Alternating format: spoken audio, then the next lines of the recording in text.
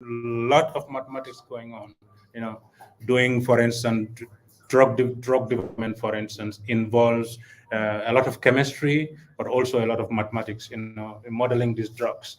How they interact with your genes, and falls into the realm of bioinformatics now. If people model how genes will react to certain drugs, and they can do that in the computer. And all these are based on models that have a lot of mathematics at the background. Okay.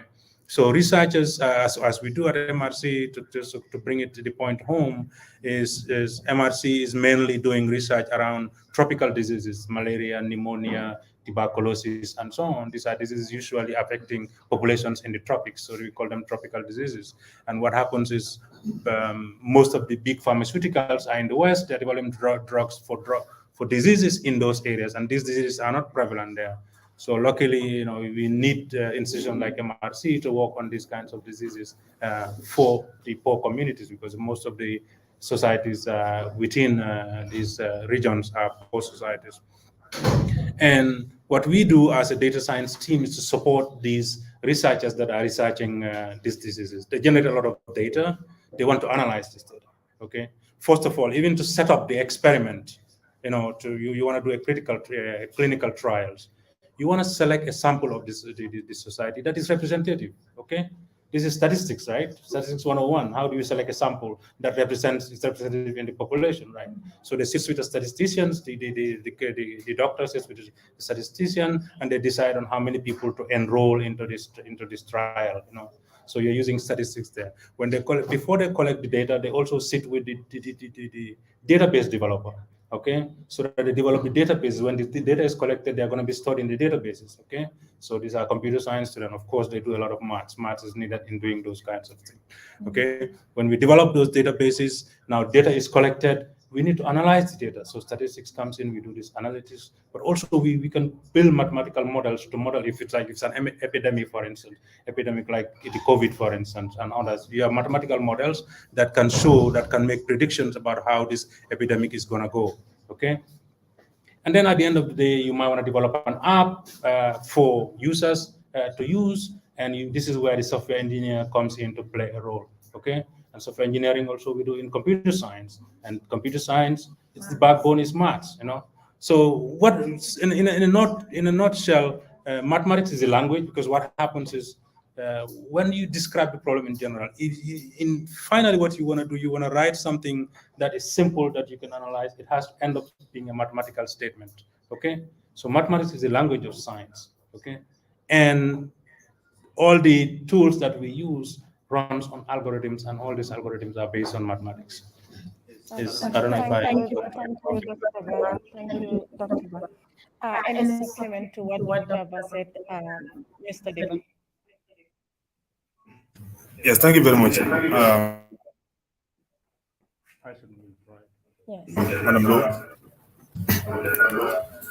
Now, I'm sure we have some students who are math students from UTG, right? UTG students, right? High school students. Okay, and I mentioned a few things when I was talking, and that connects to what Dr. Ba was saying. In epidemiology,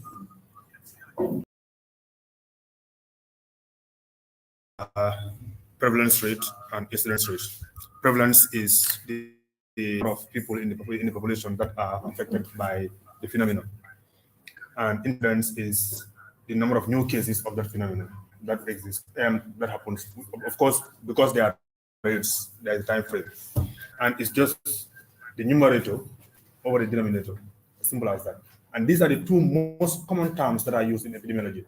Any other thing that is in epidemiology that they are measuring, they are linked from these two terms. So in any research, Dr. Ba was saying, they want to know why it is happening. Already you have established that it has happened. So then the research is now going to be conducted as to why it is happening.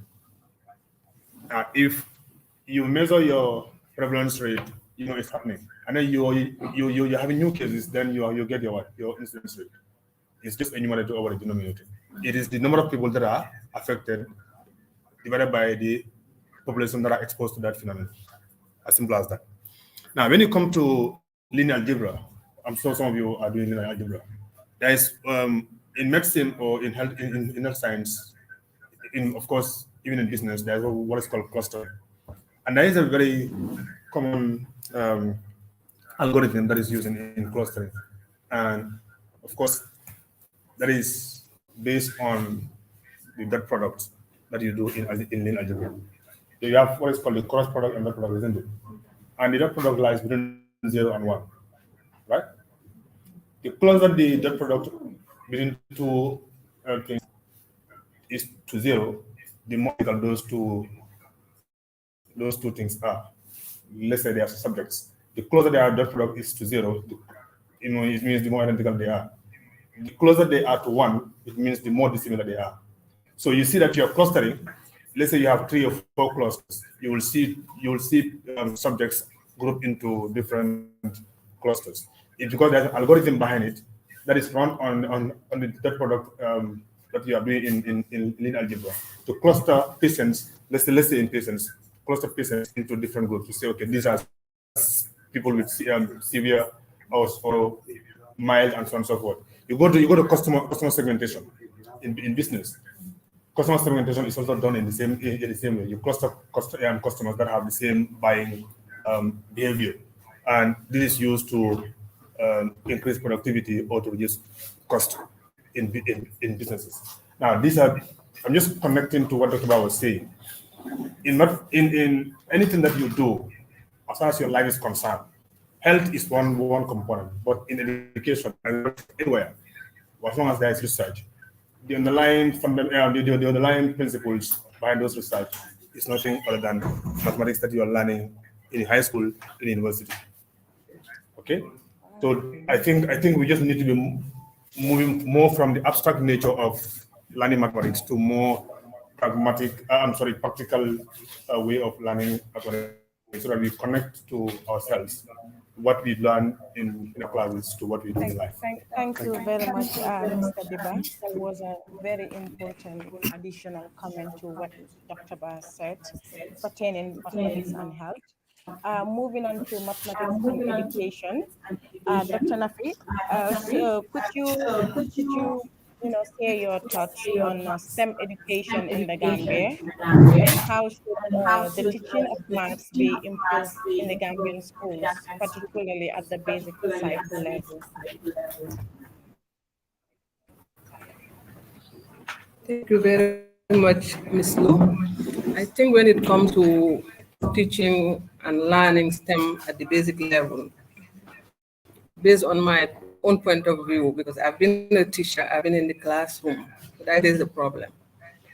And the major issue is we don't relate what we are teaching to reality. Students do not see themselves into the science subject or into the mathematics. One is just numbers. And as Dr. Ba has said, he said maths is a language. And once it is a language, and that language is made compulsory by our government, then to go to university, you need that language. If you don't have it, you won't enter the university. Then we should be able, as a student, to understand it, that language. Because there are no maths for Gambia, or maths for China, or maths for Senegal. Because I did my schooling in French, and I was doing maths, and that same maths, I use it at the Gambia College. And I was able to cope at Gambia College with the lower level of language I was having in English. I was able to perform at Gambia College. With the same level of English, I was able to perform at the University of the Gambia to get grades in maths. Then it is a language. And then we should be able to understand the language, use it well. We can fit in the society. Because maths is a way of life. It's how we behave. I'm doing maths, then you should be able to see the maths in me when I'm walking. Of course. Because there are ways to walk. There are ways. If you walk like that, you will fall down. It's follow all logic. Yeah, I think I'm right. No, you cannot crisscross yourself and think that, no, there's a logic of walking. Even with your child, when he's learning to walk, there are ways. Then we should be able to understand the maths and then take it seriously. And now when it comes to teaching and learning, Now we are in a new era. COVID have taught us a lot. Then our government, our teachers, we should change our approach of teaching and learning. We should bring in the new technology coming in. We need to reflect back because the world has changed and we should adapt to those changes so that we can fit wherever we go. And as we continue with our own methodology, because I think the methodology has changed. I have kids at home. They will go to school, come back, and then bring this 24 plus 35. I don't know what is the meaning of that.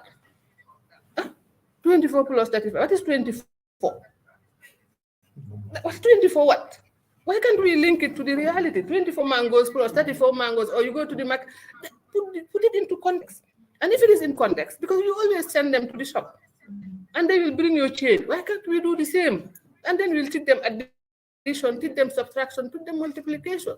Even before reaching the school, they do understand it. But they go to the school. We make it so much abstract that at the end of the day, Atta will hate maths, I will hate maths, and each one of us will hate it. And there is one thing, it is a fact. Maths is difficult.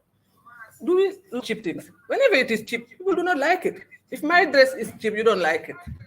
If I'm cheap, you don't look at me. Then why should maths, a common language, universal language, you want it to be cheap? For what? For what purpose? Why should it be cheap? It's something that each and everybody in this world is using. Let us try to understand. The difficulty is one, but we can make it fun. And then be able to make best use of it. And then move forward. But last year, when I look at the results, I was so much disappointed. And then sad. And I don't even know. I was having this feeling. What is the whole country? They said they are failing. Why? Why are we failing? Why? What is the problem? Is it at the teacher's level? It is at the student level. We need to look at it, think about it, reflect, look at our methodology, look at the approach we are using in the classroom. And I'm sure Gambians are very smart. Then we can be successful and pass this subject and go to the university. But it is a barrier. And then we place the barrier there. And all of us, we wanted to go to the university. We just stop at the gate and start staring and say, I cannot pass because this thing is there and I cannot have this. Which is really funny. I think the whole thing that we should be doing when it comes to teaching and learning, let us look at our curriculum, look at the approach in this new era. COVID is here. It's not only face-to-face thing. Look at our seminar. We make sure that there's face-to-face, there's a virtual thing. Why can't we do the same in our classroom, change it so that people will love the school, will love the classroom, and then love the subject. And then we move forward. Gambian can benefit from it. And then when it comes to math, if everyone is conversant with it, I think we can all move at the same pace and then bring in development into our country. Thank you very much. Thank you. Thank you very much, Dr. Nafy. Moving on to mathematics and economic development. Prof, Dr. Sillah, this question is for you. How does mathematics contribute to research, and what research project or projects have you worked on that is mathematically and can be applied in the Gambia to improve life? Yeah, Assalamu alaikum. Thank you very much. There's a background noise. Okay. Yeah, for economics, as I said in my first intervention, in the mathematics crucial for economic analysis. All our analysis, we have two types of developing an economic theory, and that's inductive approach and deductive approach. Deductive approach, where we already have the theory, the mathematics and economic generalization of the economic phenomenon, a law, a principle. Then you need to do, observations, collect the data, develop your hypothesis, and then do your estimation, do your test, and then make an inference. And then you confirm your theory. So deductive, we use mathematics to mostly confirm the economic theories. That's already been, generated. In inductive, that is the other way. That is when we take from specific to general. There's no economic theory, and that's become very proliferant with the advance of econometrics, where they always have the data and they play with the data to try to see the patterns and the relationships. And from that pattern and relationship, they come and develop an economic theory. There are a lot of examples of that. For example, the angel law of consumer expenditure. That is, when people's income rises, they spend less on food. The angels did look at the US consumer expenditure budget and analyze and came to that law, and it became an economic theory.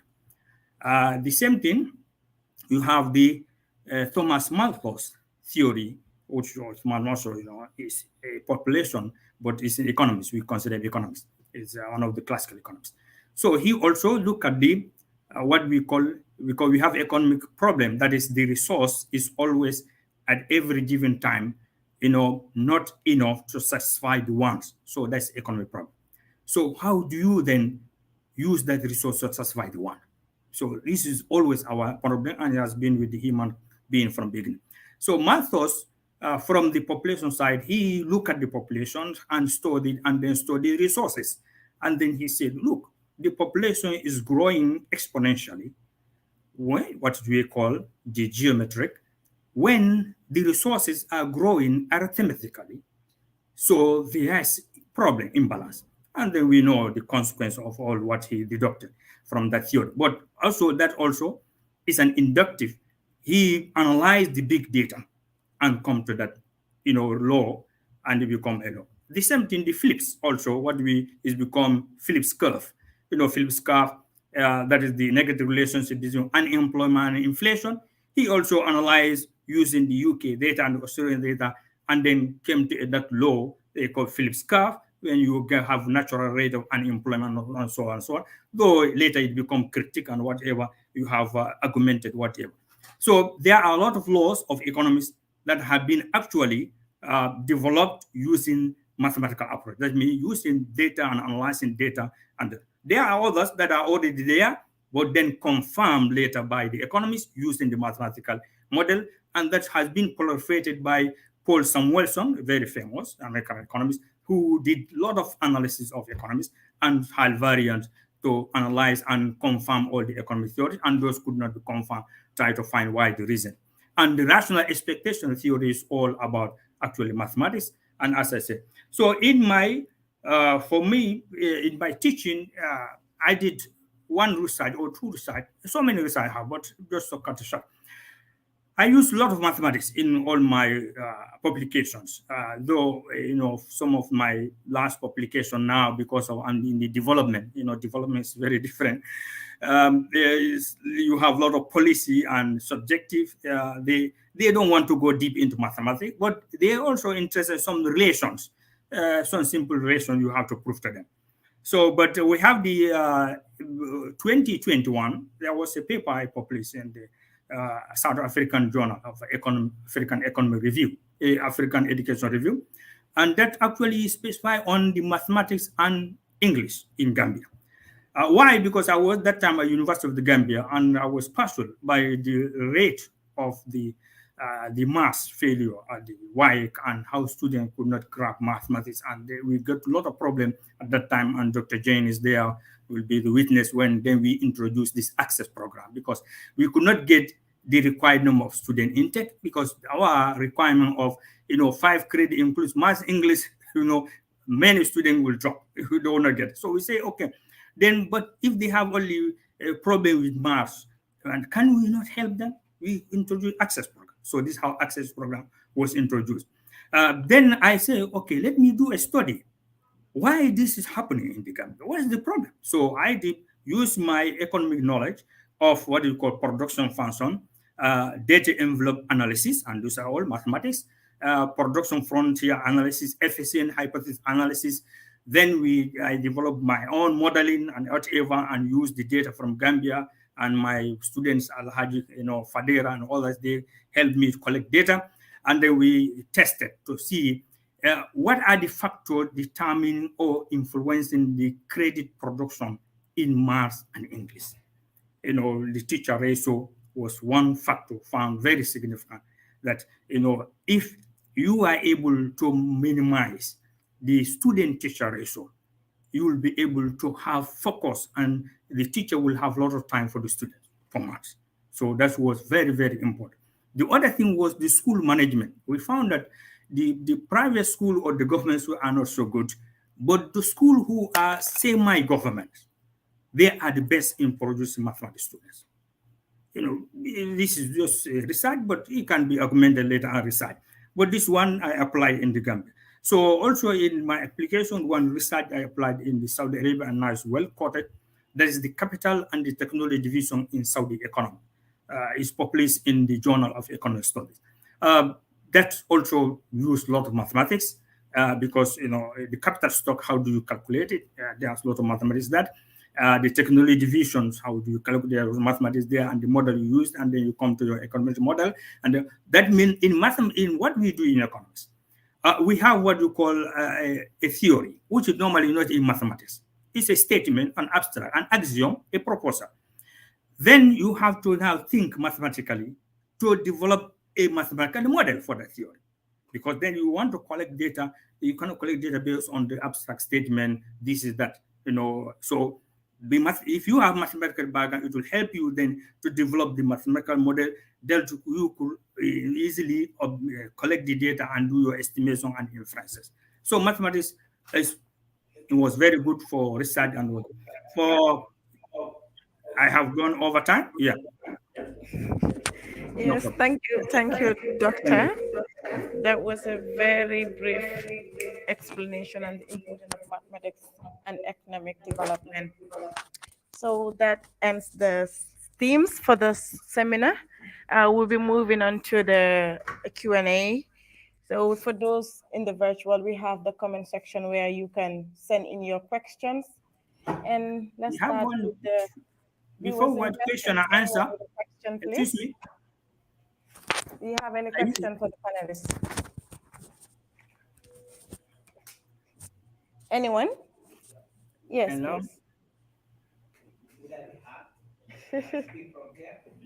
Yes, I think you will be.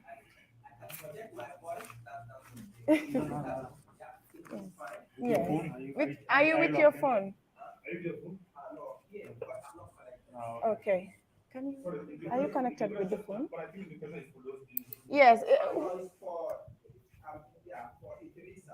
Yes. Okay.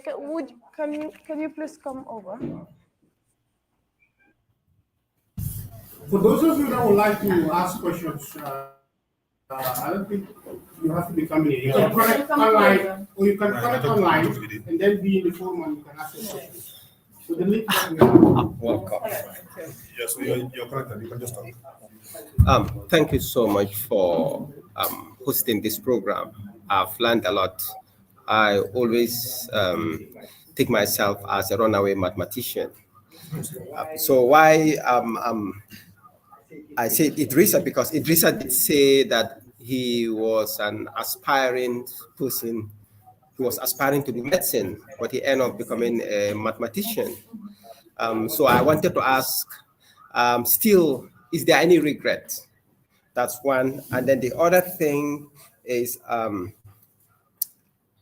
if he has to do everything all over, would he still pursue math? And what would he tell us would be the thing to keep him still in mathematics? That's one. And then the second thing is to the panelists here. After listening, it's what came out to me very clear is that the reason why students fail mathematics in this country, it's because there is the not effective way of teaching. That's mode of teaching, and then also the number of student to teacher ratio. So then how do you think this can be solved?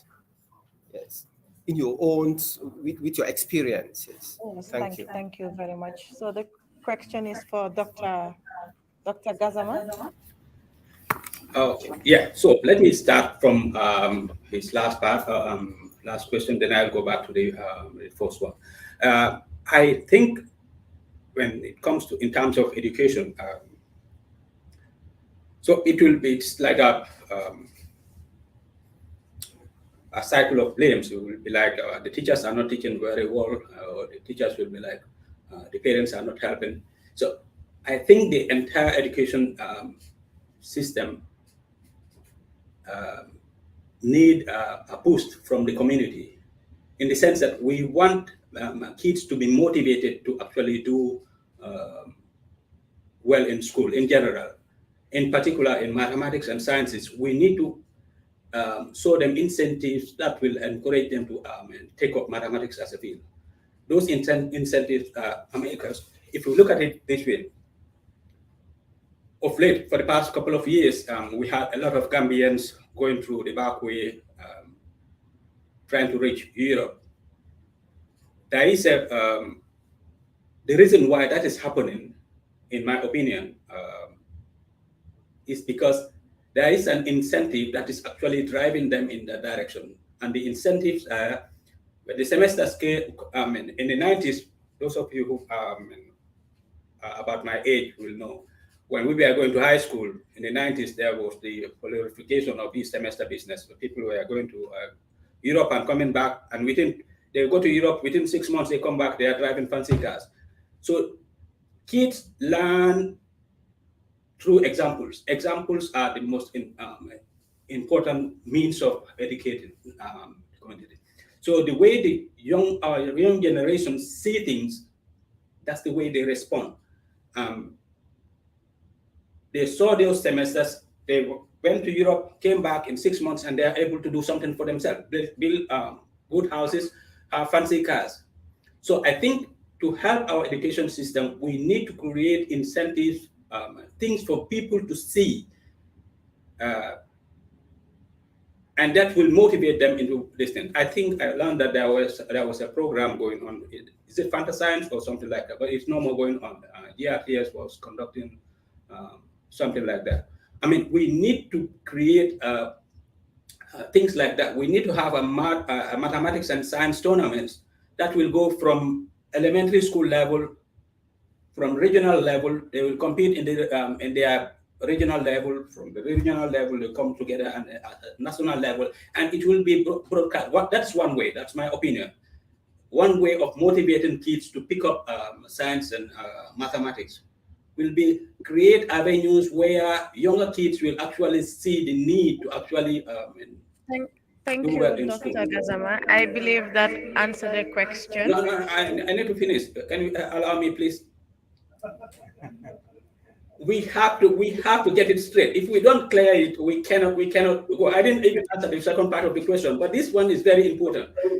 We need to create avenue for people to actually do well in school. If we don't create things that people will see as value, they are not going to value it. There were cases in the Gambia where we have Maria del Sandeles, those who know it, Maria del Sandeles, and every 8 o'clock people will be jumping to the TV to watch Maria del Sandeles. If we make TV programs, mathematical TV programs, or science TV programs where kids can't wait to wash their hands from the dinner table to go and watch.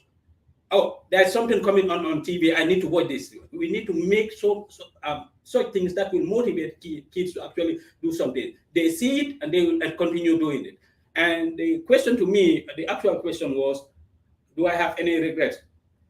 I don't have any regrets in actually choosing mathematics over medicine. Currently, I have a PhD in, which is an equivalent of a doctor. So you can call me a doctor, but a mathematical doctor in that sense. But I do work every day, every single day. When I wake up, I do maths from morning to afternoon, and all my life is just mathematics. My work is mathematics, and I enjoy it. I love it. If you love what you do, you continue doing it a lot. And I love teaching mathematics, but unfortunately, I cannot be teaching right now. I need to make money, actually. That's the motivation for me. We need to Thank you, Dr. Gassama. We have a question for Dr. Sillah. The question reads, on what to do to improve mathematics education in the Gambia? Yeah, assalamu alaikum warahmatullahi wabarakatuh. Thank you very much. Actually, I have been preparing for that question. I have been looking for it because I work in the Gambia. I have taught in the Gambia, high schools, primary schools, universities. So there is a problem, and then I will list, I think, 4 or 5 issues that we need to do. The first one was this new JC finding, the new JC Center for Teaching and Learning. They came to Gambia, funded by World Bank in 2012. They did a study on what they call Progressive Mathematics Initiative in the Gambia. And then along it, they also have this Progressive Science Initiative. They make an experiment and they make a study for 2 years. And the findings were very significant and substantial. That the Gambia that time, we are 3% pass in mathematics, when at the sub-region in Y, it is almost 47%. Gambia was very low, and the situation has not changed. So that means maybe the program has not been implemented, because the experiment showed that when you change certain things, that is, you teach maths before science. Because in Gambia, they find that they teach science before maths.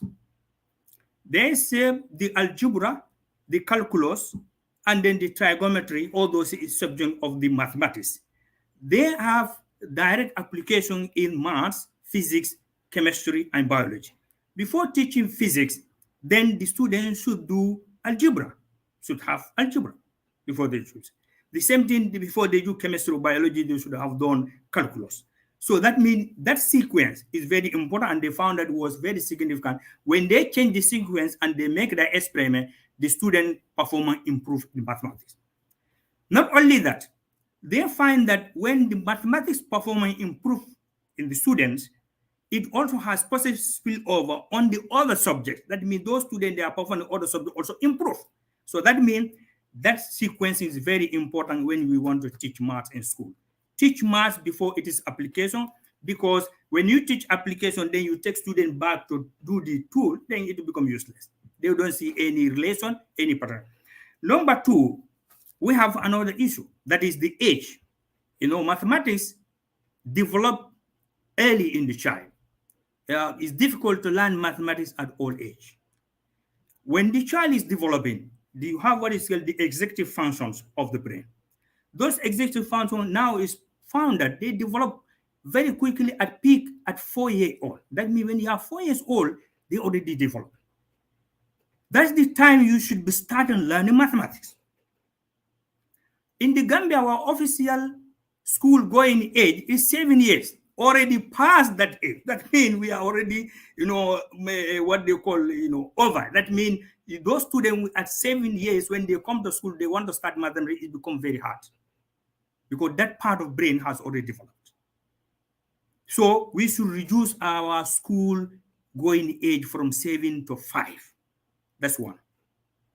Second, at that school aging also, we should introduce now what is called preschool. Some is now being proven in the development that preschool is very critical in the child learning, especially in mathematics. Because when the child from 3 years to 4 years, that age, he start learning mathematics, then he will easily develop mathematical inclinations, and he will improve in maths.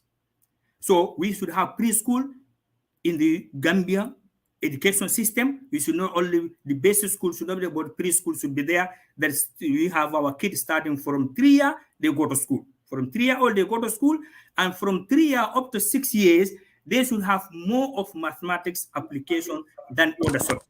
That's number 2. Number 3, quickly. Yeah. Thank you, Dr. Sillah. We are running out of time. Okay, good, no problem. Yes. Thank you very much. Yes, thank you very much. I guess that answered the question. Dr. Nafy, what is your take on this question? How to improve mathematics education in the Gambia? Thank you very much, Atta. I just want to add something on what Dr. Sillah has said. when it comes to the teaching and learning of mathematics. I think our main problem is the language that we are using to teach the maths. Because for all of us, we are not British, we are not Americans, we don't understand English, it's not our main language. Then I'm struggling to speak the English. Now you will bring the maths, understand it. Huh? Very hard. Some do not understand the English. It's a simple language. If it was in Wolof or Mandinka, all of us will pass the math. You go to China, they're teaching maths using Chinese, and they will understand it and perform well. I think that is one of our major problems. Kids do fail. Sometimes I can give students some question, but if I translate it into Wolof or Mandinka, they will easily understand and solve it. But because it is in English and they don't understand the language, and now they will have the difficulty. Look at some multiple choice. You give them option. Some will think this is definitely not the answer, but they will circle it because they don't know. I think we need to look at that concept too, looking at the language that we are using to teach it. And then the second issue is our teaching methodology should be project-based learning. Let us deal with a project. Give them. When it comes to counting at grade 5 or 6, we go for excursion. How many plants have you seen? How many flowers? Those kind of things. Kids can capture easily. But things are really abstract. Even me, I don't understand it. It's abstract. Even with my own kids, when they come home with the assignment and those things, I say, definitely this thing, I don't know how to teach you this. Because I don't know. No, I don't. Let us make it realistic. Let us put it into context. And then we need to rethink our curriculum. Let us try to redesign it in terms of content, in terms of methodology, and then in terms of approach. And so based on those 3 points, we will easily find a solution to these math things because math is not a problem. Yeah, let us try to solve it. Thank you. Interesting, yeah, indeed, very interesting. Thank you, Dr. Nafy. We have another question it's open to all panelists. It reads, I agree with the comment that math has to be taught in a way that makes sense and for the students to understand the language of maths and not just to pass exams. Can the panel give any specific advice to all the stakeholders? Dr. Ba, would you like to go on that?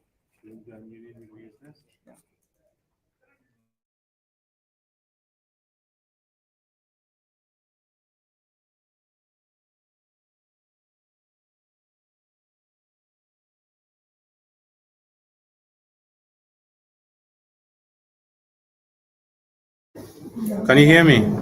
Yes. Yes. Okay, good. I think this question is very related to what the earlier question that Prof. Bukhari has addressed and Dr. Nafy. I'm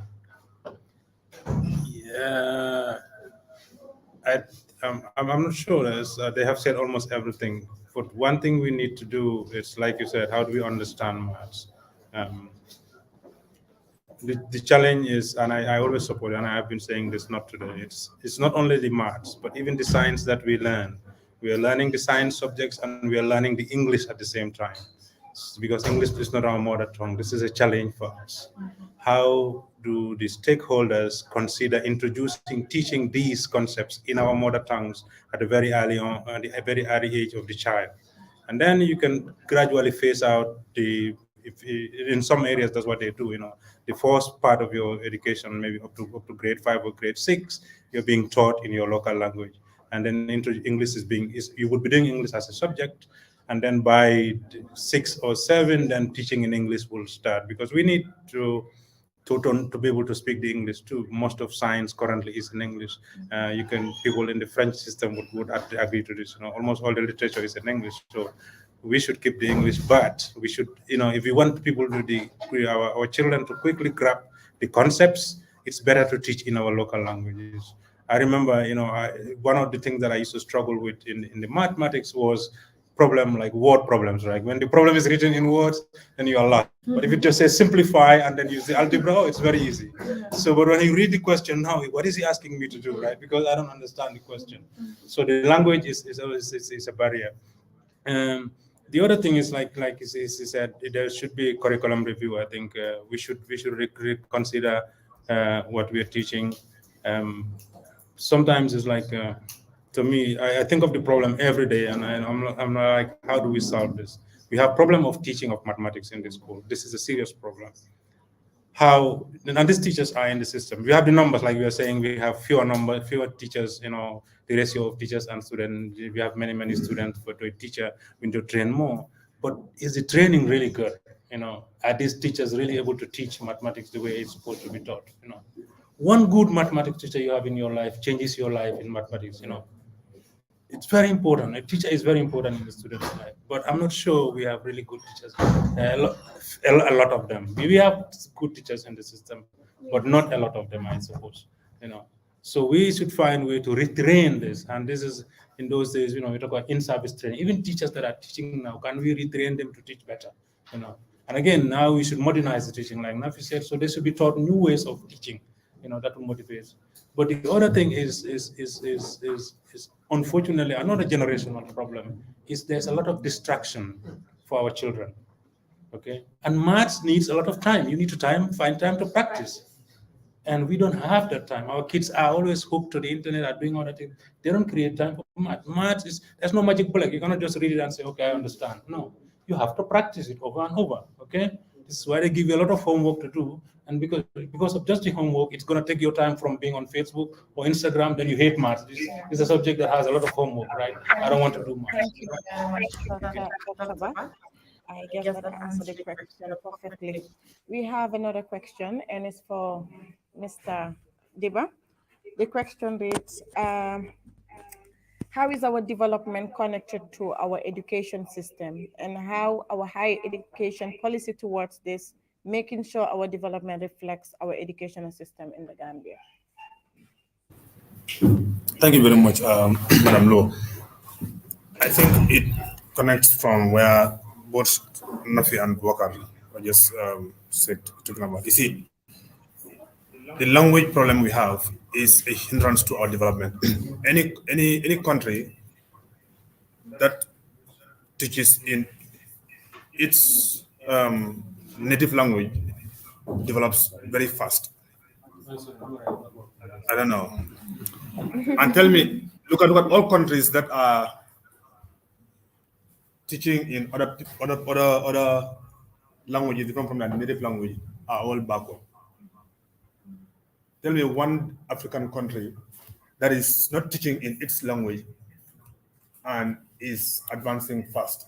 None.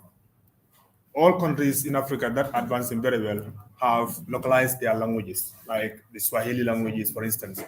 And that is why they can easily communicate with their people and they know what to do and what to learn very early. So language is a problem in the first place. And I think we cannot say it better. My colleagues have said that. Secondly, I still want to, because I want to come to the issue of the teaching and learning. If you have proper education, you have proper development. And if you want to have proper education, you have to have proper teachers to teach. We have to motivate our teachers. We have to motivate our teachers. Now, we used to have a time when people are so happy to be teachers. Today, 90% of teachers are taken as a stepping stone. So because we don't have proper education, we don't have. Look at the kind of people that we enroll into our universities. Or most of the time they are second class. Most of the best students don't get into our universities because they all move out. So we just get the few that we have just for the sake of getting them into employment. You have some people that you give jobs to. You just ask yourself if these people actually have gone to school, because we have very bad education. Now, whatever you do, there is an output that you're supposed to generate. I just take an example from Gibos, for instance. We employ a lot of enumerators. Sometimes you will train and retrain because basic communication is a problem for people. You send them to the field, they go and do things that you will sit for hours thinking where they got the things from. Yes. So our development is primarily linked to our education system. As simple as that. So it is an education system that we need to, look at. I give an example. I think it was the former president of Ghana who passed away. I'm not sure. When he came into presidency, one of the first decisions he made about education is to recall all old Ghana science and mathematics teachers, and he tripled their salaries. If you remember, there was a time when Gambia we had a problem. We had so many Gambian teachers that have gone back. We only had the likes of Gassama to upload the pay because they spent so many years here, for 30 years, they couldn't go back with their families. But most Ghanaian teachers left. It's because they thought about the effect of not having those teachers on the ground. Dr. Bad mentioned the likes of Pascal and others, London Jetta and others. Those teachers no longer exist. These are teachers who will teach and they connect you to mathematics. They will teach and connect you to the subject that they are teaching. And you go out, you become a quality person. Those quality people were the ones that were moving this country's development. Today, we have people like me and you who don't have proper education, and we are the ones managing the government's, the country's development. And this is where we are failing. So the education system needs to be revised if we want to have education.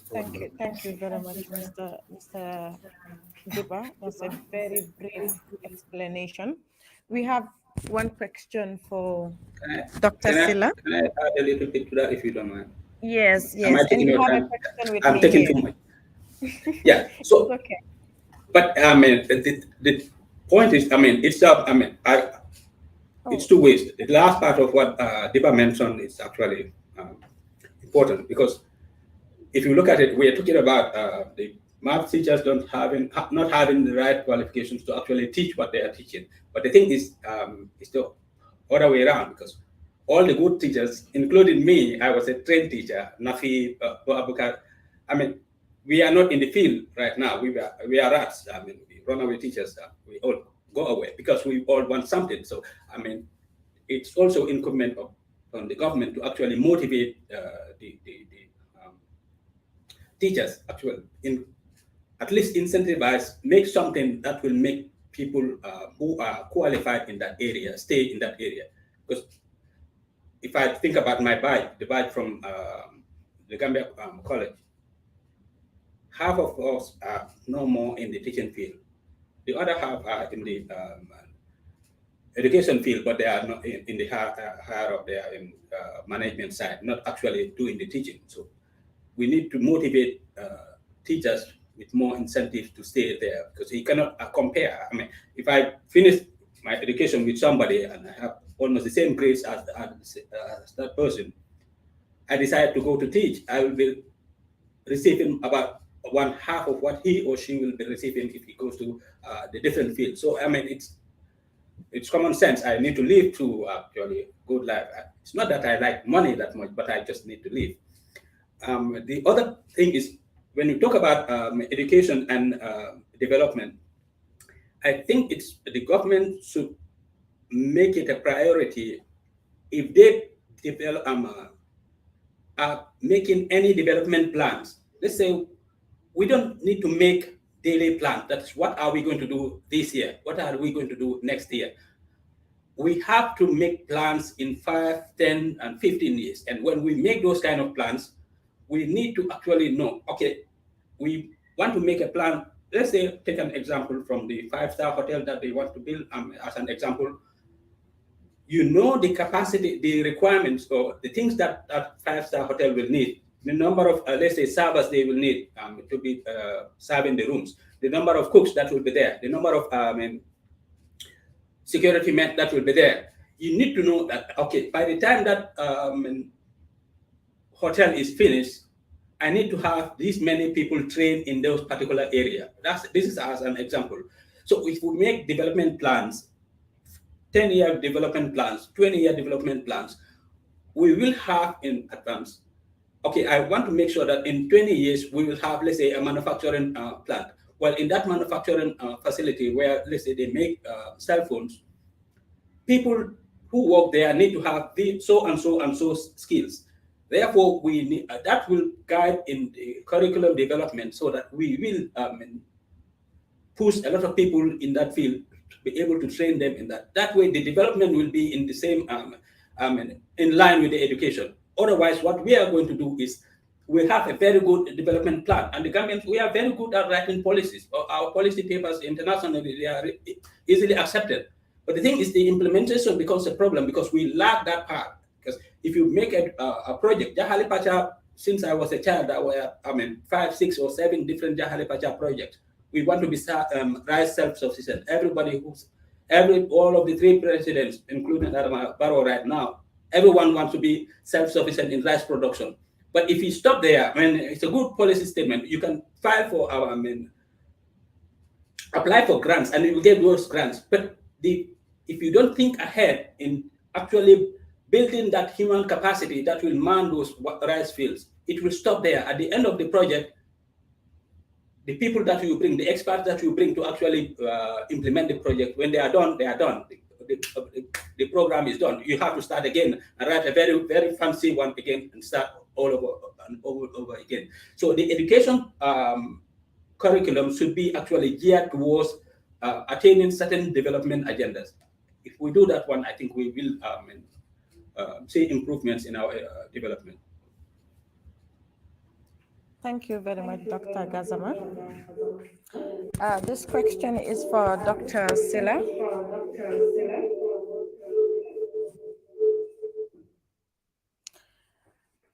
The question reads, how can research be of help to the Gambia's economic development?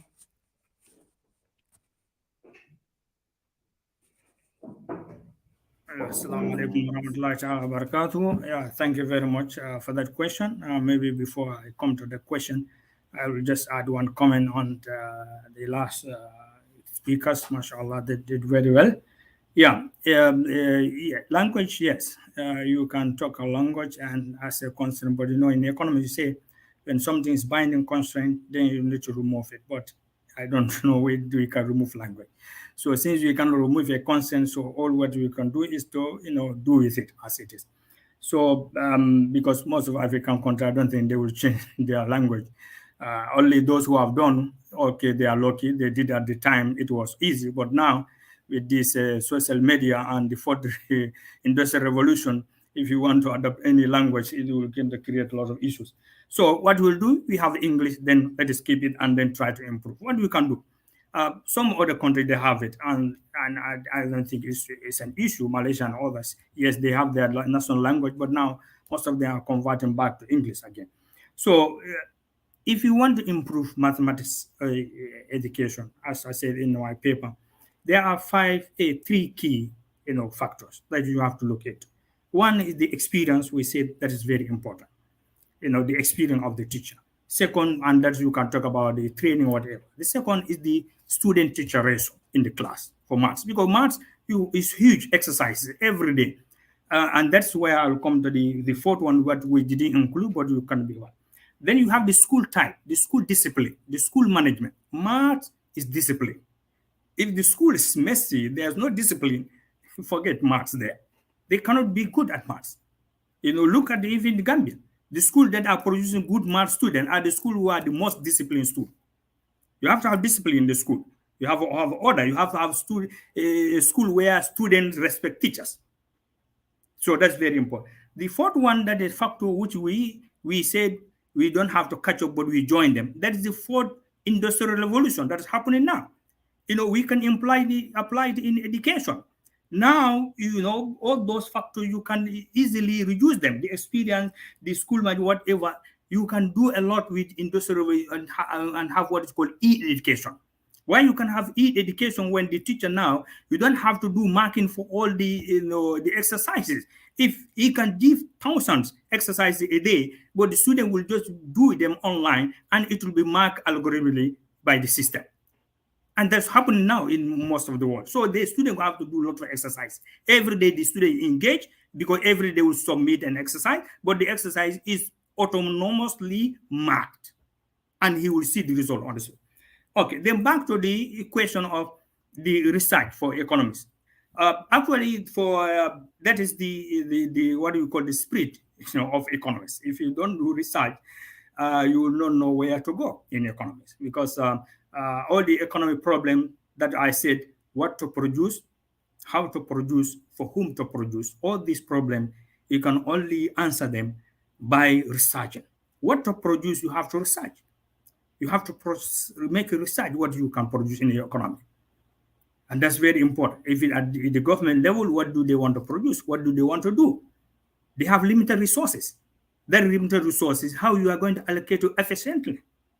Then you need the economic research, what we do now, what we call evidence, to provide evidence for your policies, that this policy you are going to implement is the right policy because the evidence supports it. That evidence that will support your policy must be research economic. But if you do things without any evidence, then you run the risk of failure quickly, because then it may not be seen that the economic relationship and pattern support. So you have to find the economic relationship, the evidence that support that policy intervention. So for example, my work at the Islamic Development Bank right now that is the heart of my work. That is how to find evidence. For example, you find the economic challenges for a country like Gambia. What are the growth challenges for Gambia? Yeah. Thank you very much. We have another question for Dr. Bubacarr. Yes. Yes, you can use his PC, please. Okay, the question reads, can I go on now? What is your perspective on mathematics being useful in the development of drugs for better health? Okay.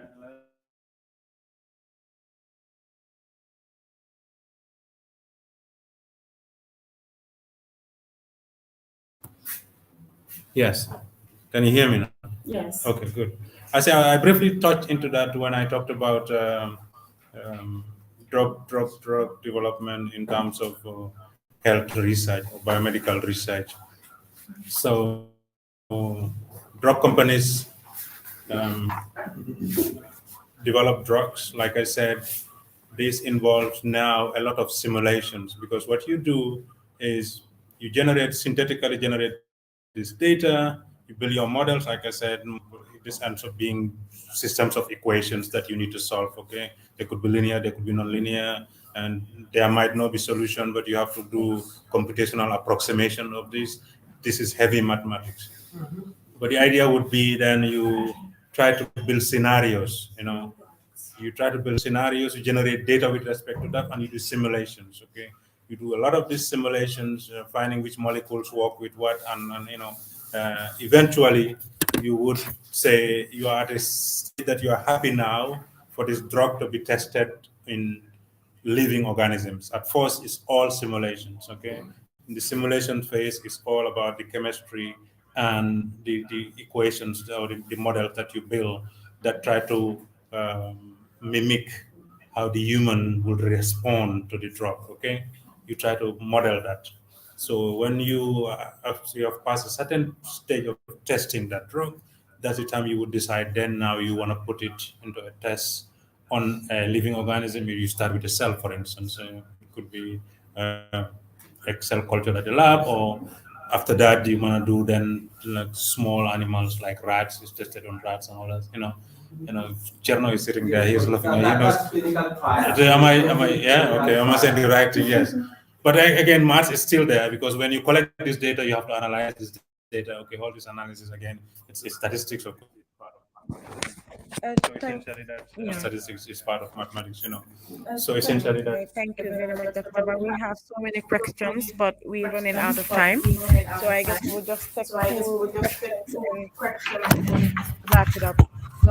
Okay, this question reads, since primary school up to senior level, most of the students find it very difficult to pass mathematics. And we said mathematics is the fundamental tool of life. So what are the ways or steps to take in order to improve mathematics in the Gambia? It's an open question. Yeah. So I'll hand it over to Dr. Nafy. Thank you very much. I think we are all teachers, because we are always teaching. Then I think, as I said earlier, what we should do is just to rethink the curriculum. We need to change it. We need to revise it. Because there are good things in the curriculum, because we cannot just trash it out like this. But let us try to rethink in terms of content, rethink in terms of methodology, rethink in terms of approach. And based on that, I'm sure we will have ways, as Dr. Sillah said, the e-learning, e-teaching, those kind of things. Because we are in a new world, the new norms. We have to follow those norms, because the whole world is following those norms. And then the Gambia, we are just waiting to catch up.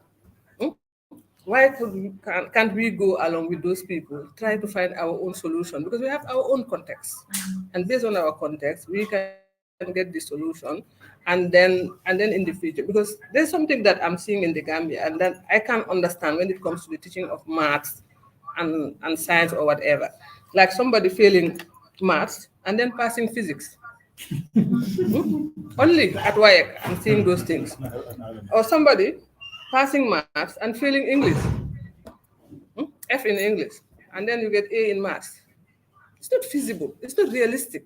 Because this is the language used. If you can understand it, to do what problem, as Dr. Ba has said, then why are you failing the subject? How can you fail the subject? It's not possible. There is something that is not working that we need to look at. Then we need to revisit our examination system, because I don't like it.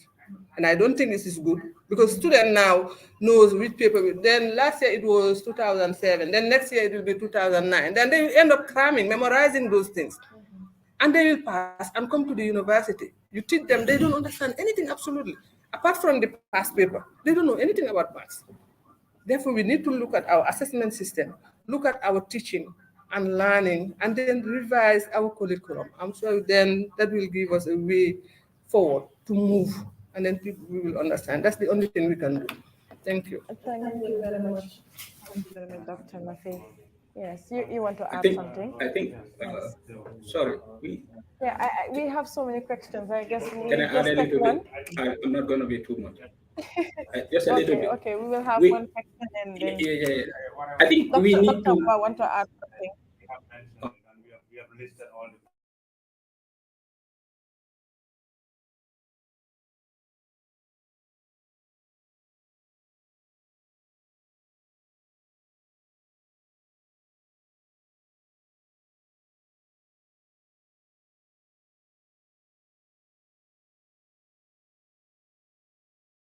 We are not hearing you. I'm sorry. What I'm saying is, we need to engage the parents. The community need to be engaged in the education of the child. The kids spend like 6 hours at school from 8 o'clock to 2 o'clock. They spend the rest of the time at home in the community. If the community is not engaged in the education of the child, we are not going anywhere. We'll be saying that the school system need to be changed. That we need to have things that people, the kids will look forward to. Anytime they will look forward to going to school. Dr. Gassama, can you hear me? Yes, I can hear you. Can we have a moment, please? We want to, we are facing some technical issues here. Yeah, our speakers, wait a minute. Yeah, the speakers are not working at the moment. Yeah, but Mr. Bubacarr, Mr. Ba, you can go ahead for the time being. Okay.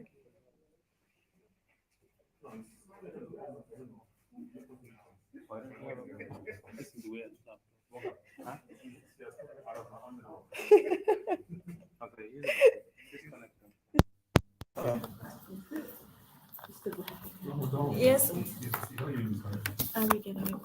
Yes, Dr. Gassama, you can go ahead.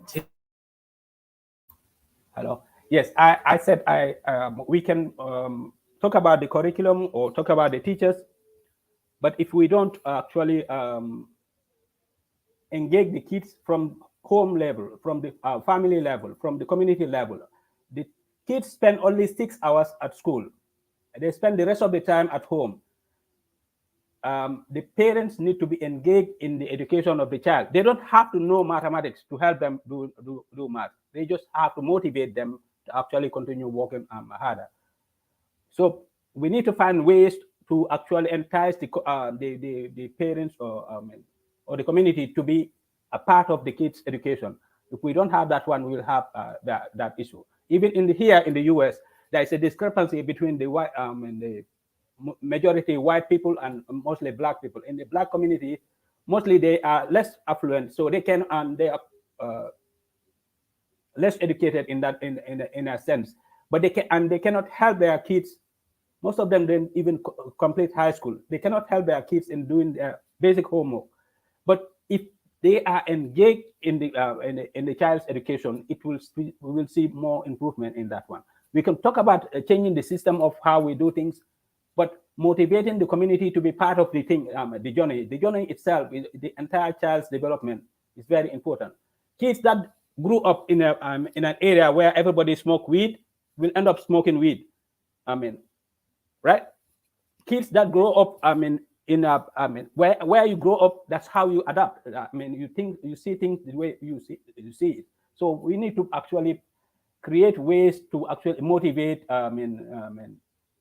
families to actually be part of the kids' education. It's one thing for us educated people, we will be helping our kids. Nafy is mentioning that the kids will come home with homeworks, and she will try to help them.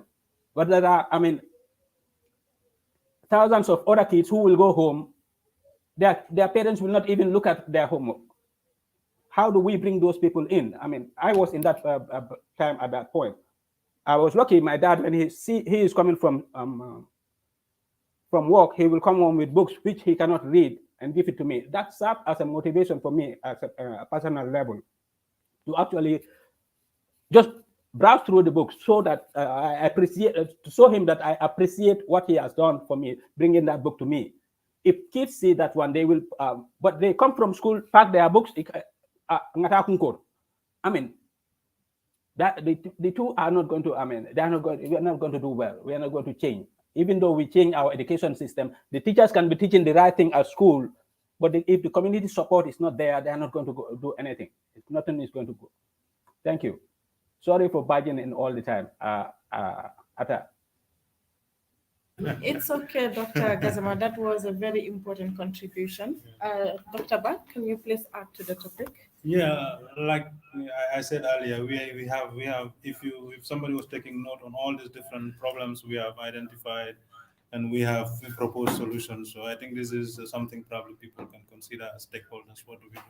And he's spot on with this point that the parents need to contribute.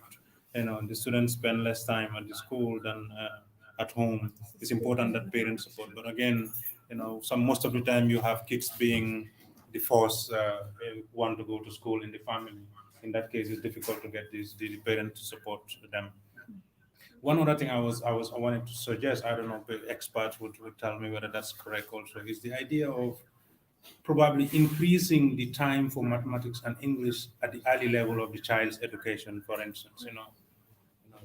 They teach too many subjects, in my opinion, at the primary school. They should reduce that. Do more arithmetic and English, because you need the English so that you can understand the science and the social studies and even the maths. So drill the English, give more time for English and mathematics, at the early start of the education. Have SES as a seminar period, once in a week, for instance. They come and talk about a particular subject, they discuss that, but let them do a lot of arithmetic and a lot of English language, activities that will improve their English. By the time they get to start now to learn the science and the social studies and all what then the other subjects, the history and the geography, when they go to high school, they would have gotten the good English, grasp of English that they can take the book and read and understand. Okay, but the problem is, if you go to high school, you're struggling to read and to understand what this is about. So reading skills should be focused more on at the early part of the child's development, and some mathematics skills. Okay, create more time for this. This is something I want to add to the list. We have suggested a lot of solutions, and I think they are all valid. Thank you. Thank you very much, Dr. Ba. I am sorry that we are running out of time. We have so many questions, and it's unfortunate that we cannot go through all of them. And I'll be handing over to Madam Kadi Job to do the closing remark. And thank you to my amazing panel. You guys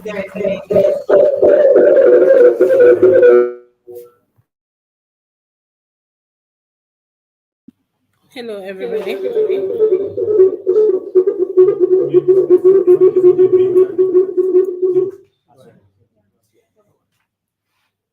Thank you guys so much for attending this seminar. We are really grateful, and thank you to our amazing panelists. Me personally, math has been a huge, huge problem for me from primary level to high school. There is a lady in attendance here that she never had this before, but she made me love maths in high school level. She is my teacher, Miss Harriet. Because I was a stubborn kid, but she always motivated me and influenced me in doing my assignments, coming to class, attending classes. She even suggested on having a one-on-one lecture with me just for me to improve in math, and I'm really grateful for that. Thank you, Ms. Harriet. Math has been a problem in the Gambian society. Every student here, every student at home, every student listening to us has a problem in maths. Even if you're good at it, maybe you're learning it through YouTube. And those who are giving lectures on YouTube and those other platforms, like Dr. Nafy said, they don't speak our mother tongue. You will go and listen to an Indian speaking, you won't understand a bit of what he's saying. All that you do is cram numbers and apply. You don't understand anything that you're doing. So I think this seminar, it's a great initiative. It's a great thing from GCRPS. And there will be a lot of seminars and other topics in coming times. For now, it's mathematics, and students here, I'm encouraging you to learn more. You can go into different fields when you know maths and when you study maths. It's not just, like they said, teaching or anything. He is the head of data science at the MRC. She is doing a different thing, not just in the teaching field. So we should try to be something tomorrow, and it starts from now. I think us who are going to be future leaders should start from the basics. And I, like they said, math is it's the basics, so we should go back. Thank you very much.